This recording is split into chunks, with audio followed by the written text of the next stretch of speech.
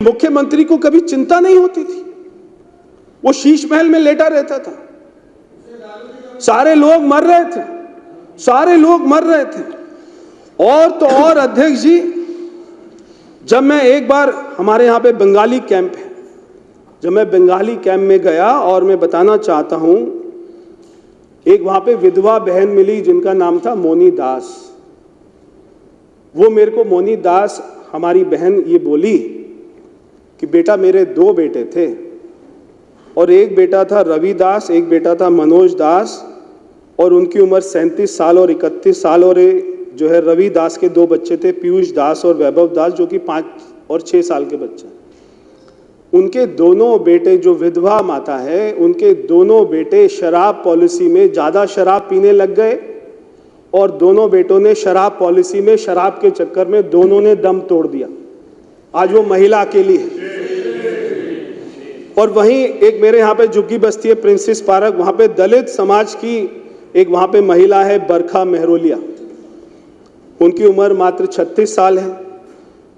Husband थे संदीप मेहरोलिया, 39 साल के। 2 बच्चे हैं, 14 साल 12 साल के। वो भी, उन्होंने भी शराब इतनी पी, क्योंकि अरविंद केजरीवाल कह रहा था मैं नौकरी नहीं दूंगा, मैं काम नहीं करूंगा, शराब पियो, 1 बोतल के बदले में 1 बोतल दो। और उसका पति भी मर गया। ये केवल 2-3 महिलाओं की कहानी नहीं है, आपके क्षेत्रों में भी वहां पे सैकड़ों ऐसी महिलाएं मिलेंगी, दिल्ली की हजारों ऐसी महिलाएं मिलेंगी जिनके परिवार में, उनके बच्चों ने, उनके बाप ने, उनके हस्बैंड ने दम तोड़ दिया शराब पी कर, केवल अरविंद केजरीवाल की पॉलिसी के चक्कर में। इसलिए हमारी सरकार कहती है कि अगर हम सारी झुग्गी बस्तियों में शौचालय भी बनाएंगे तो दिल्ली में मेट्रो का विस्तार भी करेंगे, हम हमारी संस्कृति को मजबूत करेंगे। कल मुझे बहुत अच्छा लगा, कुछ हमारे सदस्यों ने अपने अपने क्षेत्रों का नाम बदलने की बात करी, बहुत अच्छी बात। ये नाम बदलना कोई विकास नहीं रोकता है, ये नाम बदलना हमारी संस्कृति को वापस लेकर आता है। हमारी संस्कृति जो देश में अतिक्रमण करने वाले मुगलों ने अपने पैरों से रौंद दी थी, उसको भी वापस लेकर आता है। नाम बिल्कुल बदलेंगे, मगर नाम के साथ में काम भी करेंगे। हम अपनी संस्कृति को भी मजबूत करेंगे तो अर्थव्यवस्था को भी मजबूत करेंगे। हम दिल्ली का हित भी देखेंगे और देश का हित भी देखेंगे। अध्यक्ष जी, ये लोग कहते थे कि पढ़ाकू सरकार देंगे, पढ़ाकू तो नहीं दी, लड़ाकू सरकार दे दी।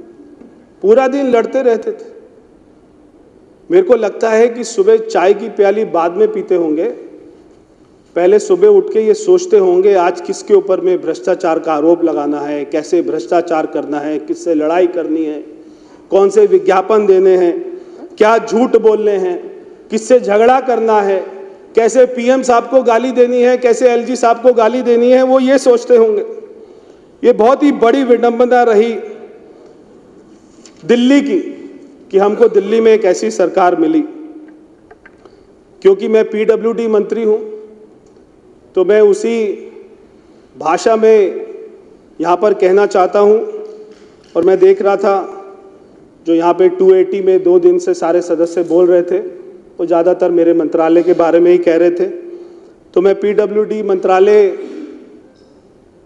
मंत्री होने के नाते उसी भाषा में कहना चाहता हूं कि दिल्ली के विकास का हाईवे, ये जो आपदा की सरकार ने दिल्ली के विकास के हाईवे में इतने सारे यूटर्न लगा दिए थे और इतने सारे खड्डे उसमें बना दिए थे कि सारी विकास की गति को ब्रेक लगा दी।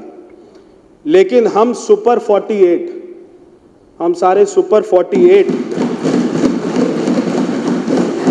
सुपर 48 मोदी जी के नेतृत्व में और हमारी मुख्यमंत्री जी के नेतृत्व में विकास का ऐसा एक्सप्रेसवे बनाएंगे जहां पर कोई यूटर्न नहीं होगा, जहां पर कोई खड्डा नहीं होगा, जहां पर कोई यूटर्न नहीं होगा, कोई खड्डा नहीं होगा, केवल विकसित भारत का सपना होगा, विकसित दिल्ली का सपना होगा और विकास हमारा फुल एक्सेलरेशन पे होगा।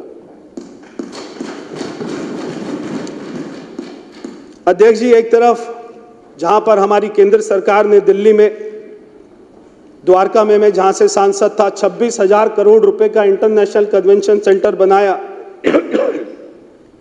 नेशनल वार म्यूजियम बनाया, दिल्ली की लाखों महिलाओं के लिए उज्ज्वला योजना लेकर आए। दिल्ली में आप तो अध्यक्ष जी अच्छी तरीके से जानते होंगे दिल्ली की राजनीति।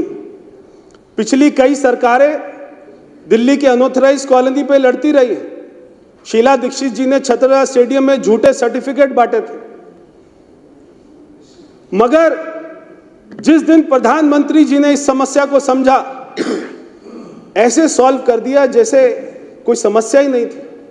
दिल्ली की सारी अनऑथराइज्ड कॉलोनी को एक ही झटके में पीएम उदय योजना में पास कर दिया, सबके मालिकाना हक मिल गए। ये छोटी बात नहीं थी। कल मैंने सुना था मोहन सिंह बिष्ट जी को, वो कह रहे थे कि हमारे उस समय के मुख्यमंत्री डॉक्टर साहिब सिंह वर्मा जी हाई कोर्ट में गए थे जनता का वकील बनकर, और वहां पर उन्होंने दिल्ली की अनऑथराइज्ड कॉलोनी को तोड़फोड़ से बचाया था।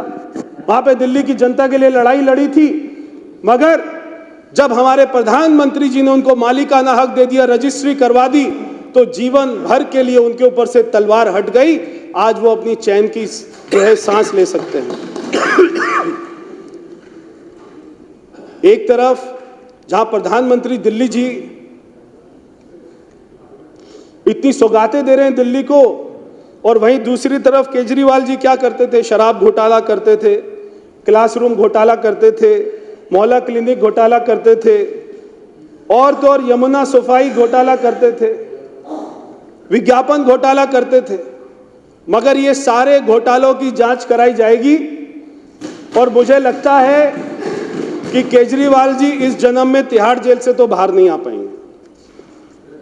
अध्यक्ष जी, साथ ही अभी सुबह भी एक हमारे सदस्य ने ये मामला उठाया था। जैसे 2014 में मोदी सरकार बनी थी और देश में जो राशन कार्ड के नाम पर फर्जी घोटाला चल रहा था, झूठे झूठे नामों के ऊपर में, और ऐसे ही दिल्ली में बांग्लादेशी रोहिंग्या के नामों पर यह अरविंद केजरीवाल की सरकार ने इतने राशन कार्ड बना दिए थे कि दिल्ली पुलिस भी उनको बाहर नहीं कर सकती थी। मैं ये भी यहां पर कहना चाहता हूं कि हमारी सरकार दिल्ली में एक तरफ तो राशन कार्ड नए रूप में बनाएगी, मगर पुराने राशन कार्ड की भी जांच होगी। अगर किसी बांग्लादेशी रोहिंग्या का राशन कार्ड होगा तो उसके ऊपर भी कार्रवाई होगी। अध्यक्ष जी, एक तरफ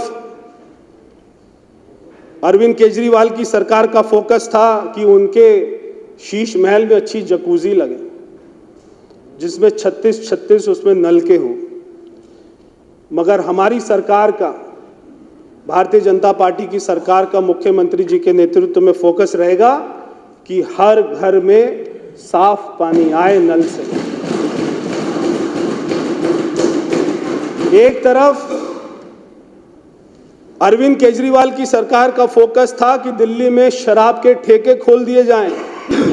हमारी सरकार का फोकस होगा कि दिल्ली में हर बेरोजगार को रोजगार मिले। एक तरफ अरविंद केजरीवाल ने अपने शीश महल में गोल्ड प्लेटेड टॉयलेट सीट लगाई। हमारी सरकार का ये फोकस होगा कि हर झुग्गी बस्ती में पर्याप्त मात्रा में शौचालय बने। एक तरफ अरविंद केजरीवाल का फोकस था मोदी जी को गाली दो, एलजी साहब को गाली दो, पुलिस कमिश्नर को गाली दो, सांसदों को गाली दो। हमारी सरकार का फोकस होगा विकास, विकास और विकास।